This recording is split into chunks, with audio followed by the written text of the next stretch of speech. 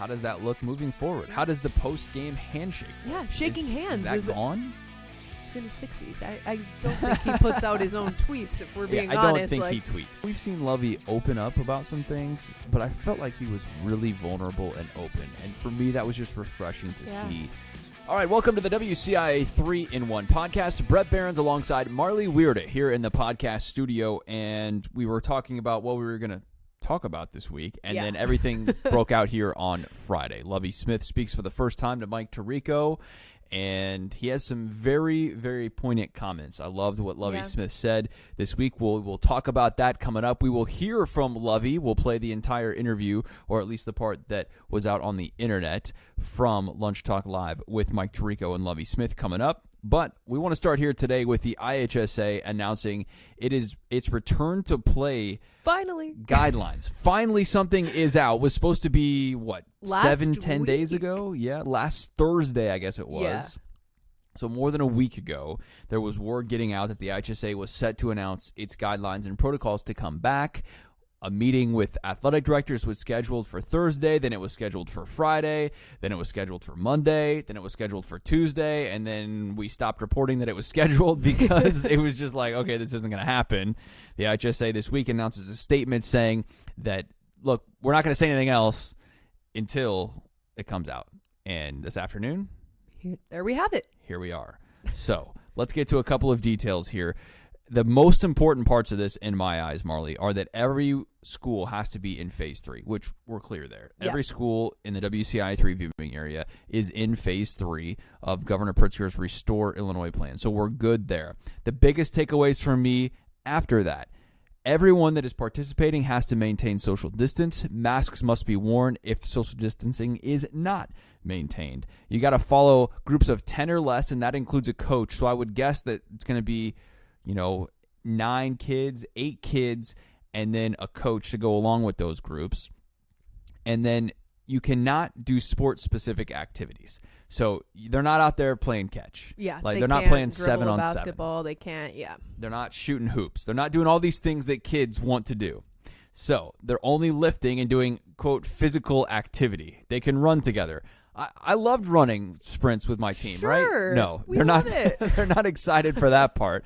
I think the main thing that they're going to be excited about is just being together. The coaches getting a chance to work with the kids, and I think that's exciting for them. It's progress, although there are a lot of restrictions. So after seeing these, and there's a few more things here we're going to go over, but after seeing these things today, this afternoon, Marlee, what's your general reaction to the state's plan? Well, I'm glad they finally decided to release the news or come to a decision.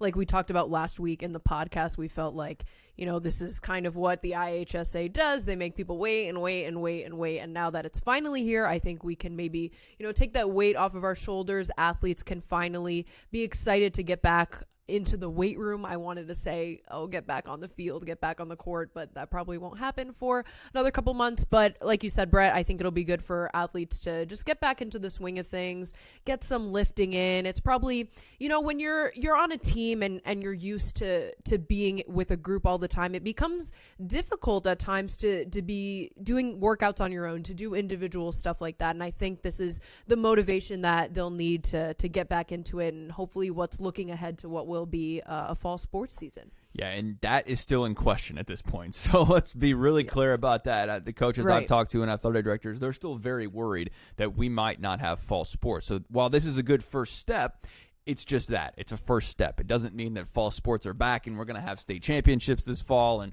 all is going to be back to normal. But I think it's an important piece of getting back some sort of normalcy. And for team sports, like a lot of us played, and a lot of these kids in high school play, you're right. You want to be around your friends. You play these sports to make memories with friends. And when you're by yourself, quote unquote, I'm not sure a lot of these kids have been by themselves. I mean, let's be real. If I'm 17, 18, 16 years old and this is going on right now, I'm still hanging out with my friends. Right. But you're not able to do the things that you are accustomed to doing. And so I think it's an important first step. Now, what are they actually going to be able to do? You could get on the field. You could run routes. You could play, air, like agility, football, all that kind drills. of stuff. But you just can't use any of the equipment. So if there's something on the, if you have like the bags on the ground or, agility drills, even for that, you have ropes and stuff like that. All that's off limits. You certainly can't have a football. So how are you going to implement that, I think, is going to be the interesting piece for a lot of these schools. And it is important, too, in my eyes. You've got to work back slowly. I don't think you can just expect, even if it was all clear, that we're going to come out and, run routes and play 7-on-7 and play baseball or softball or do all these things. Iowa's back this week. I thought that was interesting. Right. That their softball and baseball for high school, sanctioned stuff is back. They're playing their summer sports, and Iowa does play those sports in the summer to begin with, so they had some different timelines there. But we're not doing that here in Illinois, and a big reason for that is Chicago, right? Yeah. I mean, I'm convinced if Chicago was not in the state of Illinois, things would look a lot different. I think we would have been back maybe weeks ago in that sense. Maybe there still would have been a chance like Iowa has to get back and play this year. But the reality is the IHSA has to weigh Chicago just like it has to weigh the rest of the state. Right. I did not see them breaking off and saying, okay, well, downstate is fine. Chicago is not. We're going to separate it. And I think that's going to be the big issue going forward here in the fall is downstate, we're pretty good. I think Champaign's numbers are really, really good. You get further downstate, and there's some counties that have almost no cases and some that have none. And so it's not fair to those schools. Yeah. But the reality is I don't see the IHSA separating this and being like, okay, well, Chicago, you can't play football, but the rest of the state can. Right. Or any of the other sports. I mean, they could position it as, because, okay, in our viewing area, we have more of the 1 or 2A schools. Maybe they break it off and say, okay, it's only 1 and 2A schools that can play 3 and 4A. Sorry, you're bigger in population. I mean, that definitely would cause a disruption. Oh, that would be a big time rift for a lot of people. Yeah. I feel like it's fair in the sense that, either everyone comes back together or, we all take a time out and, hang tight. And then are there fans? Are parents allowed to go to games? I think that's an interesting debate as well. Some of these small schools where literally the field lines up to a cornfield or a grass field or whatever else, you could just line cars up there. And a lot of these schools do. You go down to they do that Tuscola anyway. or, I'm trying to think, was it Tri-County, I think it is. They're right there. You've got Arthur. I think you can do that in some parts of Arthur's field. There's a lot of fields around the area and CGB for sure. I've been there multiple times, especially at the Bement one. They pull the cars like right up to the field. I'm surprised their like windshields don't get shattered like being that close. But I think you could still social distance with that. A lot of these other schools, though, that's just not possible. So are they willing to play this fall without fans? Are parents willing to not attend the games of their children to allow them to play? That's an interesting debate as well. But before we get too far ahead here, let's just take it one thing at a time, because I think that's the biggest thing of all. We've got to get to this return to play guideline first. So 3-hour max. These are all voluntary, by the way. I think that's important, just like at U of I or wherever else. It's voluntary in that sense. But a 3-hour max per day. And this is really interesting how it's going to be played out. The coaches have to take the temperature of the kids every day, which is not a big deal. There's, the touchless like sensors no contact thermometers. Exactly. But where are they getting those? That's money. They're going to have to pay for those. Yeah, and how do they implement that? Who gives those tests? Is it the athletic director? Is it the coach? Is it whoever? I have no idea. And the coaches, the onus is on them to write all of this down and keep it in a log that they're going to have to prove that, hey, little Johnny here or little Susie here doesn't have a temperature of 100.4 or less, that's the threshold, or any COVID signs. I mean, we're in a new age here. And if you want to play, I think these are the things that you're just going to have to follow. And how much are these schools going to follow it? I don't know. I think it's all very, very interesting. I think it's tough, too, because sometimes when you're an athlete, I mean, I know when I was in high school and college playing sports, you were sick and you still went to practice. Right. That was expected. Like, oh, you have a cold? I'm sorry. No. Like, you showed up and you did the sprints even if you had the flu. But I think today, that's going to change so much now. And I feel like that mentality that has been so ingrained with athletes for, years and years and years is going to have to change. And maybe athletes are now, going to have to be more responsible and, okay, I do have a temperature. I'm not going to come to practice that day. But I mean, obviously these are high school kids. It's going to be tough. I agree. I do think, at least for the foreseeable future, the next, 1 to 5 years, I don't think that's too far out, where there's going to be changes. Where, these things like you talked about, I think are going to become the norm for at least some portion of our foreseeable future here. The other interesting thing to me that they released today, a part of these guidelines, you can't do any weightlifting that requires spotting. So like a bench. Yeah. Usually you want to spot. You need a spotter for a bench. If you want to pull heavy weights, if you want to be like lifting, gaining muscle on a bench press, like you need a spotter. It's one of those. You got to have a heavy weight. So then what are they going to do? I mean, are you just going to do more, lean muscle building with, hey, let's go rep out a plate for 20 times or whatever? Even at the end of that, you're still struggling sometimes. A spotter would be good. So no bench, no squat, like heavy weights, especially for football. And I realize we're kind of football centric here, but that's what carries the most weight, quote unquote, for our viewing area. For a spot, you want to squat, you want to spot, you want to squat spot. Yeah. And these are power sports. So this isn't, a sport like cross country or just any, it's a sport that requires you to be physically strong, and you need to have those kind of explosive movements and those kinds of workouts mixed into your training, and not being able to go 100% with that, I'm sure is going to affect how some people perform on the field. But it's better than nothing. And cross-country training, it's not going to be a big deal. I mean, those athletes have been out there already.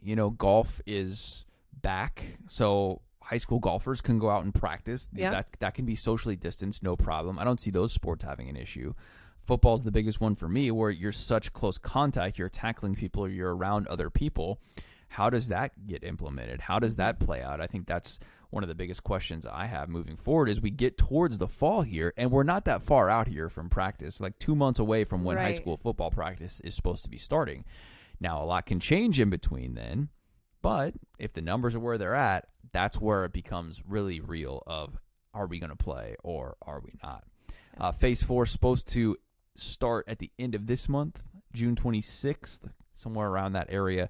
We'll see if that plays out. I think we might see some looser restrictions from that. But we talked with Arcola athletic director and football coach Nick Lindsey about all of this, and I wanted his perspective because there's not a ton of football coaches and athletic directors in our area. Usually it's one or the other.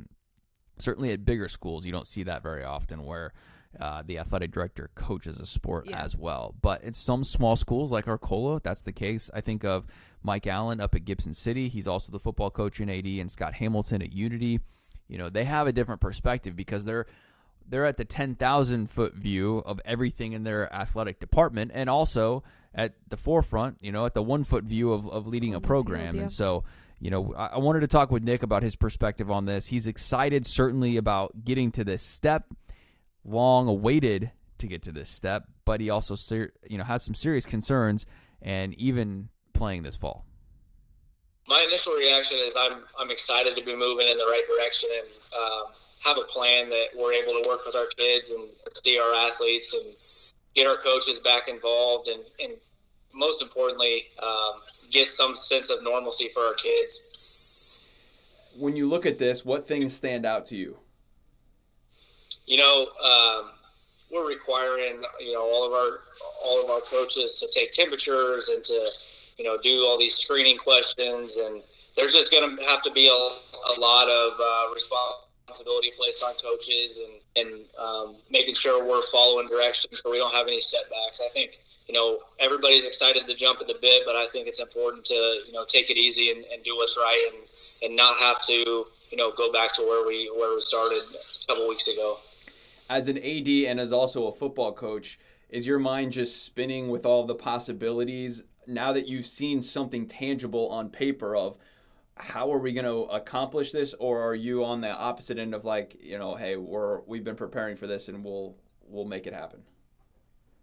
Yeah, I mean, since we had the NFHS standards, sent to us a few weeks ago by the IHSA, we kind of had an idea of what it would look like. And, our administration's been great and met with me and discussed some of the options that we can do to be most efficient and keep our kids safe at the same time. So we're ready for it, as I think most schools are.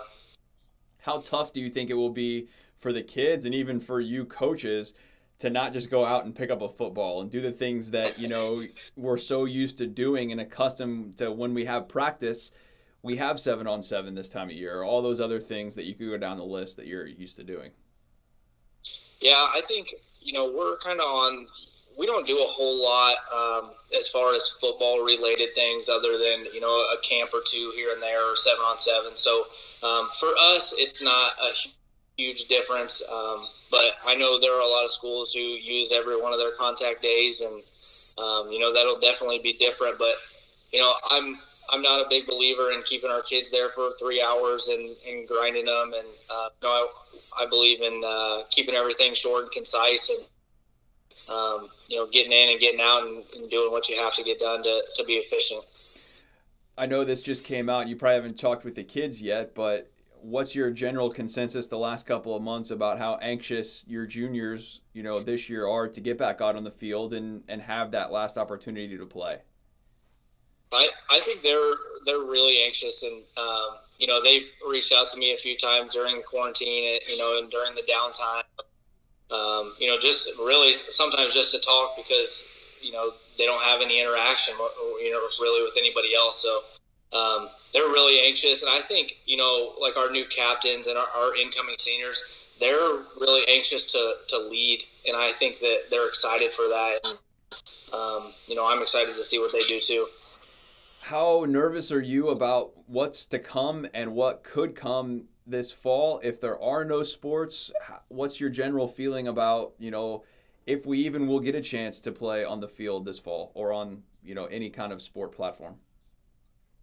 I'm pretty nervous, but, I've drove myself crazy with getting back into the weight room and, all the what ifs and the possibilities of what it could be. And, in the end, you've got to rely on the leaders of the state or, of the districts or whatever it is, whoever's making the decisions. And, I think we can find some sort of way to get back on the field in the fall. And, it's really important for our kids and our school and, just the atmosphere in school to have kids involved in sports. And I think that's one of the most important things that our leaders have to take into consideration when making decisions, because, I myself is somebody who had to have sports in school.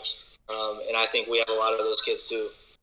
All right. Interesting perspective from Nick Lindsey about how he feels with everything moving forward. A lot more questions than answers, I think, even after today, where they did lay out a lot of things. But we'll see. Yeah. And another question is like, who's really going to enforce all of this? No doubt. Who is going to be the coronavirus police? Because I could see some coaches saying like, okay, yeah, this is what the IHSA says, but it's all right if you want to give your teammate a high five if you want to. Sure.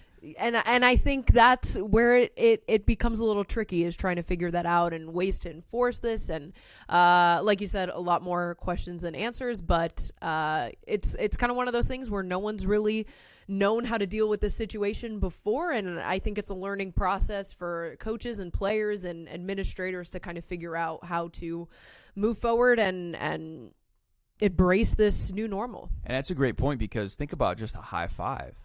It's ingrained in what you do, like you're touching people all the time. I think volleyball is a huge touch sport, after and every encouragement and all that kind middle, of thing. yeah. Like, how is that going to look? I think that's something that is up for debate at this point. And certainly you're not supposed to do that now with these social distancing guidelines, right. But how does that look moving forward? Yeah. How does the post-game handshake look? Yeah, shaking hands. Is that gone? What do we do in place of good sportsmanship? I don't know. I guess that's not going to happen. If we started today, it wouldn't happen, right? Right. But if you're all sharing the same ball, why can't you shake hands? I don't know. It's a great question. I know. But Who has the answers? We'll see. I'm not sure, but a lot more questions, like I said, than answers at this point. All right, Lovie Smith speaks out for the first time on Friday. He's on Lunchtime Live with Mike Tirico on NBC Sports Network. And I had questioned, Marlee, are we going to hear from Lovie Smith? Yeah. You know, so many coaches, so many coaches have released a statement. Yep. And that's great. Lovie doesn't. And he's a black head coach, one of the few in the Power 5 level.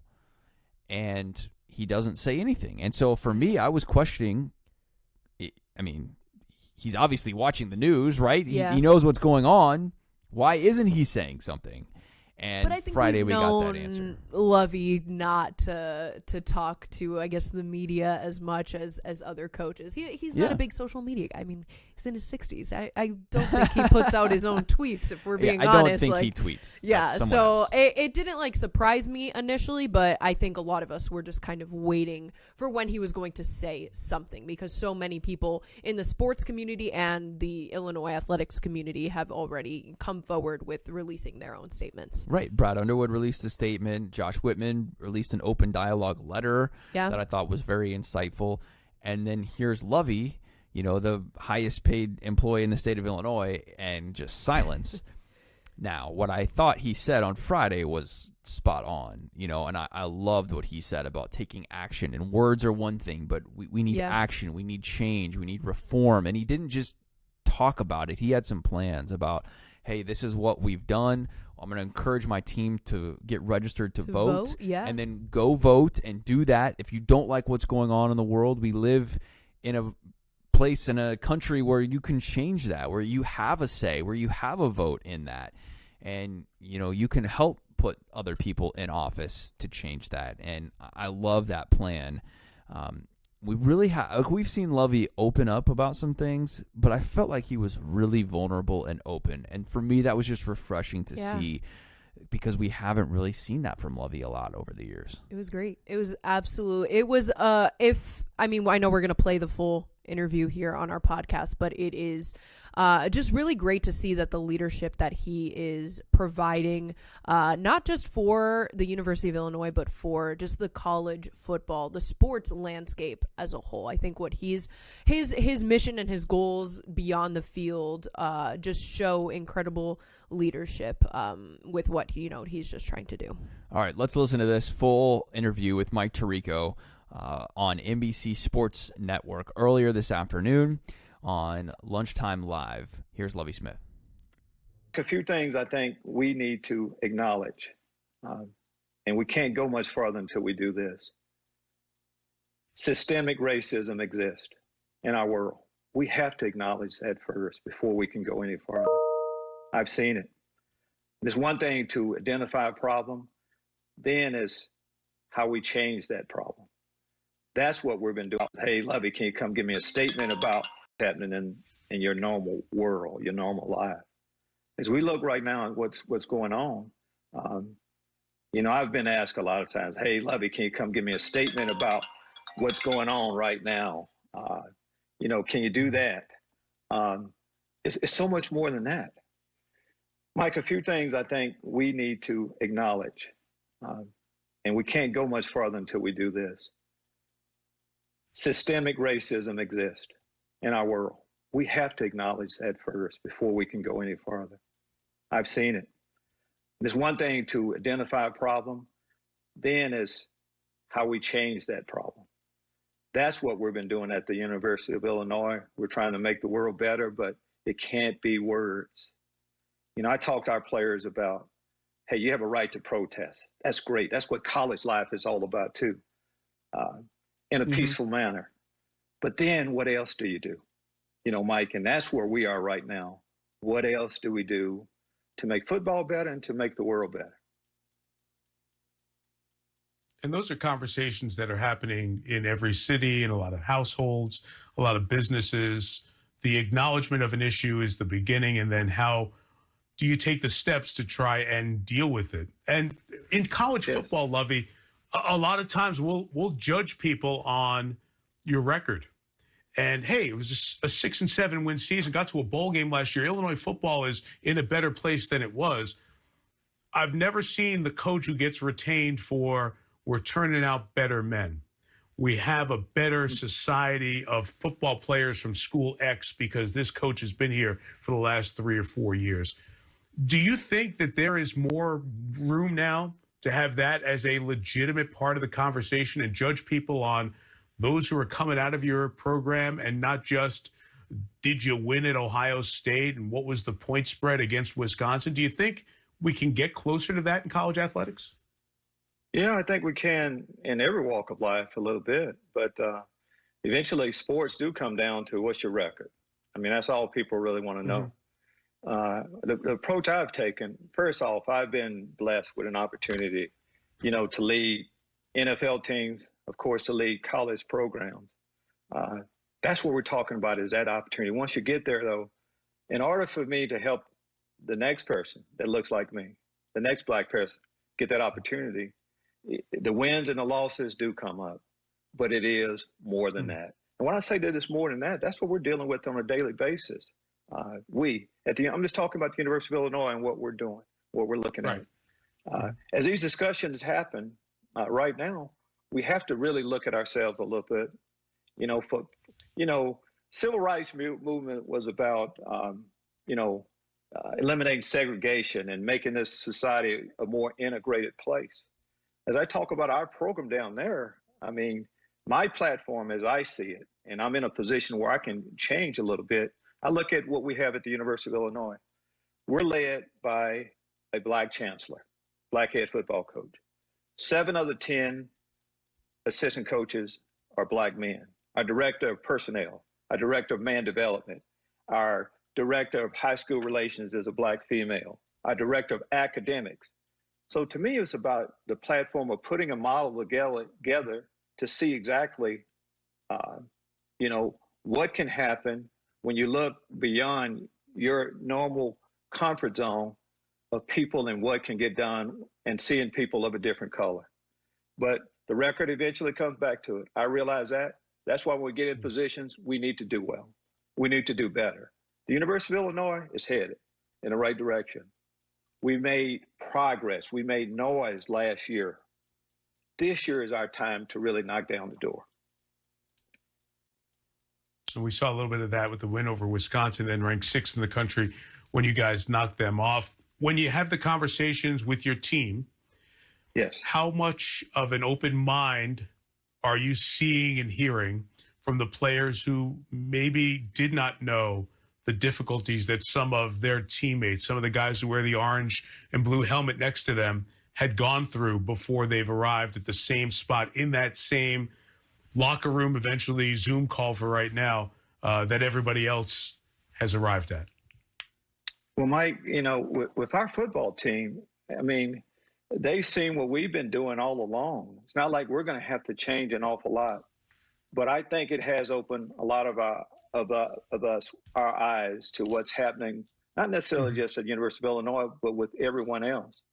And what I've always talked about last election, guys, be informed. This is a true way for people to hear your voice. Right now, I see a lot of protests. Protests are good.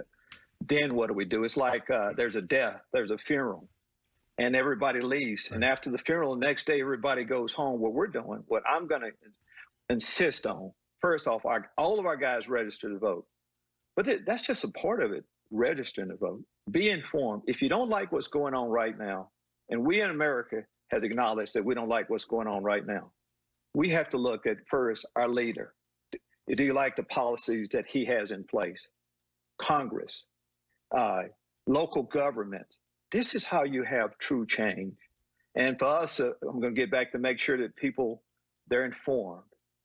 And I think a little bit on what's going on right now, a lot of people are saying that, well, I didn't know. I think we all know right from wrong. We have, I listened a little bit of Joe Namath before. We've all been taught that. And I think most of us really do know right from wrong. And again, that's what we've been preaching. We're going to continue to do that with our program. There's diversity. And the only way to make real change is we come together. Diversity does that. And you look at all the different areas.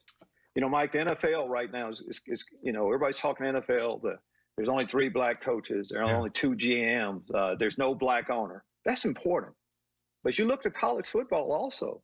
When you talk about systemic racism a little bit, there are programs, college programs, where you can have a one-time transfer rule in place where guys can transfer and be eligible. There are other sports like football and basketball where you can't. I think as you keep looking in detail a little bit, why are there different rules for different people? And I think that's what we get to right now a little bit. You know, you haven't, mentioned George Floyd, Ahmaud Arbery, Breonna Taylor.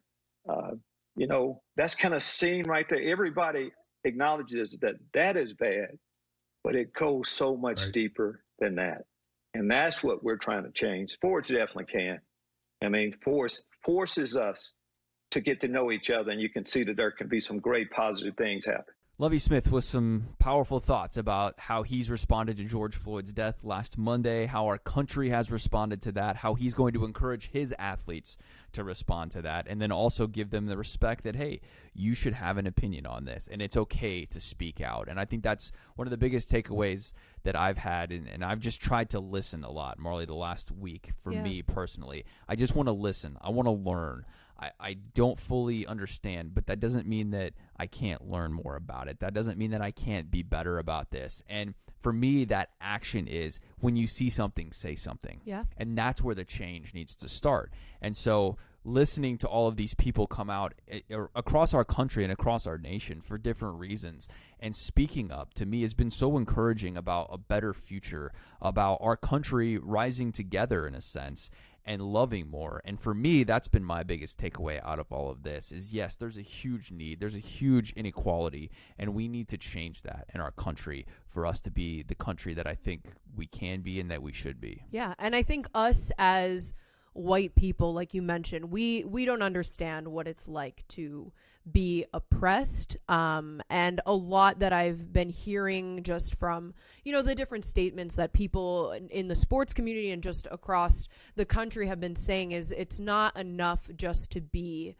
not racist. You have to actively be anti-racist, and I think that's almost like the approach that I've kind of had my whole life, because I grew up in a very, I guess, diverse community. So I don't think racism was as prevalent where I grew up, because I grew up in South Florida. So my neighbors were Black, Hispanic, Asian. And I don't think there was ever really issues of racism. But then coming to different communities, and, I've traveled around the country and now meeting more people and hearing more perspective, it's becoming more prevalent that, okay, yes, it is not enough just to be not racist. You have to be anti-racist for there to be some kind of change. And I think that's the step that a lot of people are taking towards to make this world a better place. Yeah, and we have to have those tough conversations. We have to confront wrongs and inequities.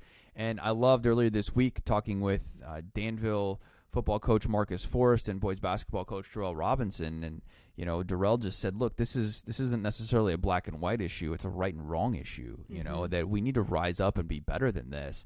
And this is a lot of generations in the past, right? And unfortunately, these things take time. And are we better than where we were in the 60s? From what I've learned and read, yes. But that doesn't mean that we're there yet. Just because we had a black president doesn't mean we're there, and that there's no, racial inequity in our country, and that this is a big time issue, and it needs to be corrected, and it needs to be fixed. And in sports particular, I think it can have a huge avenue towards that. When we have our stars in sports speaking out, when you have the highest paid employee at Illinois in Lovie Smith, who, is in charge necessarily of 100+ people, and especially those, a large portion of those athletes that he coaches are African American, and he has a huge influence in that. And I think it can be both ways. People that are just everyday people can have a part in that, just the same as our celebrities and our people of greater influence can have a say in that, right? In casual conversation with someone, calling that out, and saying, hey, this is not okay. You need to be better than this. We have to be better than this. And then for our people who have platforms on a higher scale to also do that. And I think that's been encouraging for me, is that now this is hopefully becoming more of the conversation with that of, hey, there's a wrong here. There's an injustice here, and we need to make it right, both racially and police-wise. Yeah, and I think sports are so powerful in this sense, because I've been seeing so much about how, football and basketball, these are sports that are dominated mostly by black men. But at the same time, there is so much of this inequality and oppression that's happening in our country. But these people are also the same ones that are glorified on a Sunday night playing football. But how is that, people are cheering them on? There's thousands of people cheering when this person scores a touchdown, gets a slam dunk, but they're not afforded the same opportunities in everyday life.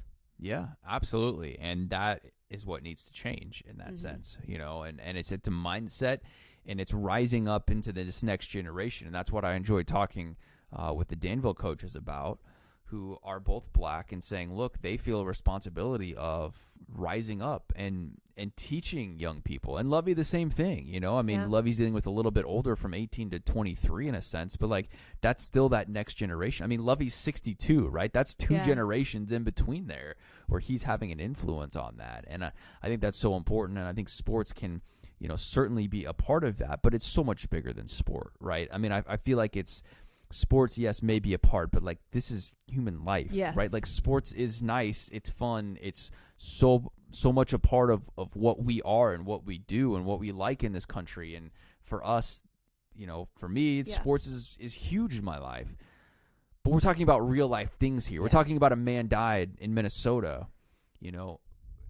These are lives, not just sports. And I think there's the difference there of like a bigger viewpoint of that. Absolutely. And I'm saying too that sports can be a vehicle for change. Yes. If maybe the world had the same locker room mentality of a football team, of a basketball team, of a volleyball team, where it doesn't matter where you come from, the color of your skin, everyone's here for a common goal to win a game or whatever it may be. And I think that is a valuable life lesson in the sense. I also talked to Urbana basketball head coach Verdell Jones, and he talked about the same thing, that sports is a way for us to come together. We all have our differences. Everyone has their own opinions, but this is something that we can all unite with. And I think that is an important message that people can take into their everyday life as well. Yeah, and that's what I've really enjoyed seeing in our country.